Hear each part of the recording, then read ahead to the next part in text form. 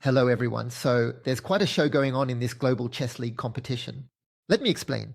There are several teams competing, each made up of an iconic player, followed by two top male players, two top female players, and a young prodigy. The games are played with 20 minutes on the clock, plus 2 seconds increments starting from move 40. And this leads to some really beautiful games. In fact, I'm going to show you a game between Firouzja and Caruana. I've already shown you one between Firouzja and Nakamura. But first, let me introduce the teams. First, Firouzja's team. Then Caruana's team. I'll also show you Maxime Vachier-Lagrave's team. And the team of the former world champion Vishwanathan Anand. And Hikaru Nakamura's team. And the team of the world champion Gukesh Domaraju. You see, there are some great players here.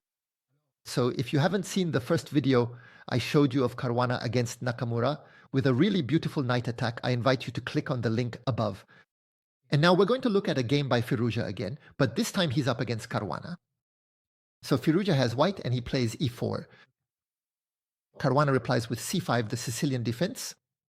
Remember that against Nakamura, Firouzja played d4, but here he opens with e4, knight f3, g6. We're in the accelerated dragon variation. The d4 push capture on d4, knight takes d4. Bishop g7, the bishop on the diagonal. And here, white could play and set up a Maroczy bean with the move c4. The two pawns that will clamp down on the d5 square. That's what it's called. Simply the Maroczy bind. It was the player Maroczy who popularized this pawn structure.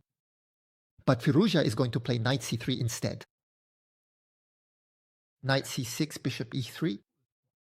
This move, bishop e3, comes to protect the knight on d4, but it's not insignificant that the dark squared bishop develops before the light squared bishop, because white's idea is to steer the game toward opposite side castling. We can see that black will likely do a kingside castling while white will look to move the queen often to d2 to allow for queenside castling. And with opposite side castling, as you know, it leads to sharp games. And in fact, we're going to see one today. Knight f6, the bishop comes to c4, kingside castling. And now bishop b3 is played because the bishop on c4 is quite exposed. It can be exposed to attacks like knight a5 or knight e5, or simply to queens or rooks that might be placed on the c-file. And also to pawn pushes like a6, then pawn b5. So bishop b3, it's a move that is often played. d6, f3 is played. This is what's called the Yugoslav Attack. It's an attack that took shape in the 1950s, 1950. The idea of this move, f3, it is to prevent knight g4 from arriving, for example, if we want to play queen d2, but also to allow the push g4, then the push h4, followed by h5 to take on g6 and open the h-file. A line of attack against the black king, because for now, white doesn't have a file to attack the king, whereas black has a file, the c-file. Well, they haven't placed their heavy piece yet, but it won't be long. Bishop d7. Queen d3 is played. We have more often queen d2. Knight to e5 comes to attack the queen, who retreats to d2. And rook to c8. We can see that the rook can support the knight's arrival on c4. This could be a good thing for black because the bishop on b3 is lined up with the king. And so it pins the f7 pawn, puts pressure on this pawn, and can help the attack against black's kingside castling.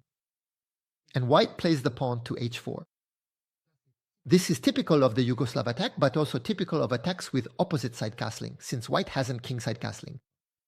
The g and h pawns have no defensive purpose.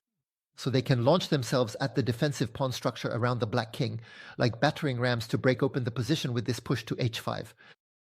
Black plays h5 themselves to block the h4 pawn. Queenside castling, there it is, now we have opposite side castling. Knight c4 here. There's nothing better to do than to take the knight, because otherwise the knight will capture the dark squared bishop.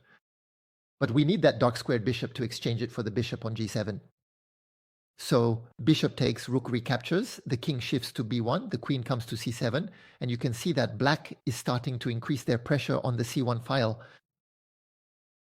Knight to e2 and b5 is played. The bishop on d7 protects the pawn b5, which is threatening to advance to b4. Chasing away the knight, the attack on c2, with the rook soon coming to c8.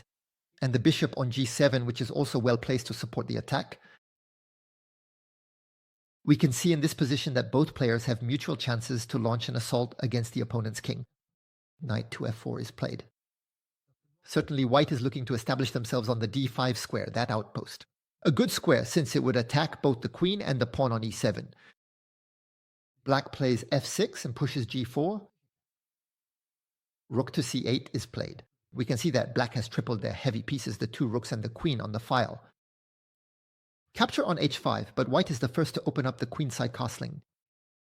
b4 attacks the knight. And what does Firouzja do? He doesn't retreat.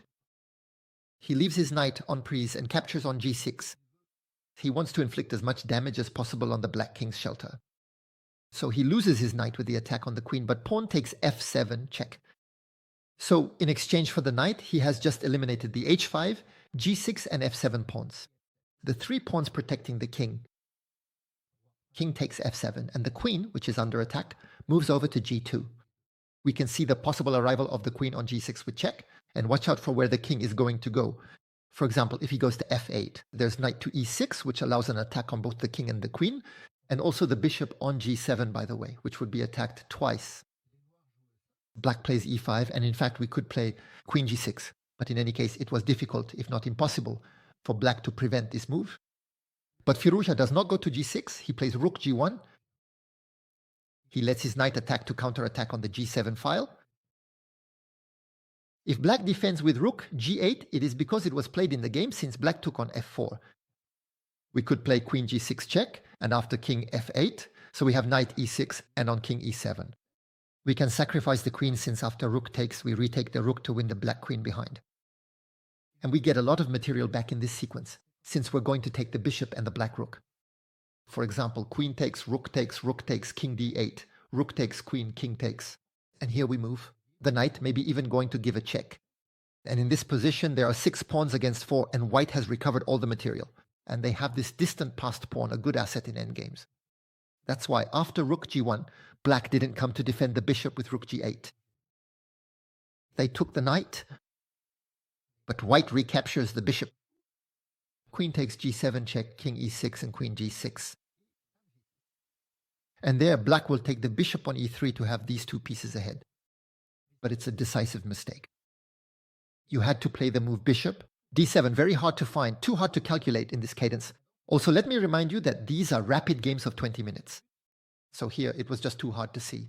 But the idea behind bishop d7 is that in case of queen f5, check, which is what will happen in the game, the king can come to f7 with the bishop attacking the queen.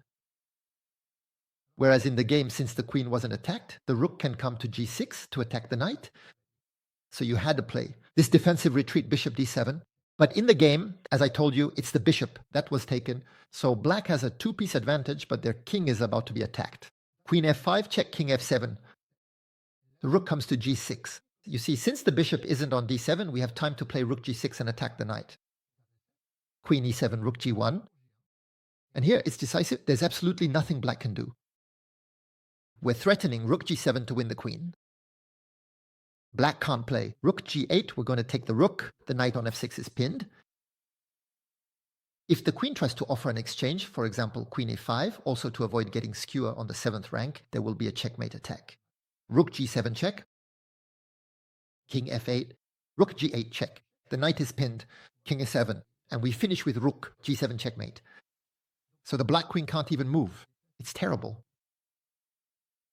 And there's this ongoing pressure on the knight. So Caruana doesn't know what to do here. He plays bishop takes e4. But rook g7 comes as expected. King e8, rook takes e7 check, king takes, the other rook comes to g7 on check, king e8, queen e6, and there Caruana resigns. Because anyway, whether he comes to d8 or f8, you saw the checkmate after. Queen e7 checkmate. If he comes to f8, we can even play queen f7 checkmate. So what did you think of this big attacking game with opposite side castling? It's true that in these fast time controls of 20 minutes, there's more spectacle because in long games that last several hours, the players often have a lot of theoretical preparation and can avoid many mistakes. But in rapid games, there's excitement, there are mistakes, and you can see such setbacks on the board, even from top world players as strong as Fabiano Caruana. Well, if you enjoyed the video, you can give me a thumbs up, leave comments, share it, and support the channel. Soon, I'll bring you more videos from this global chess league, and I wish you happy holidays. Goodbye, everyone.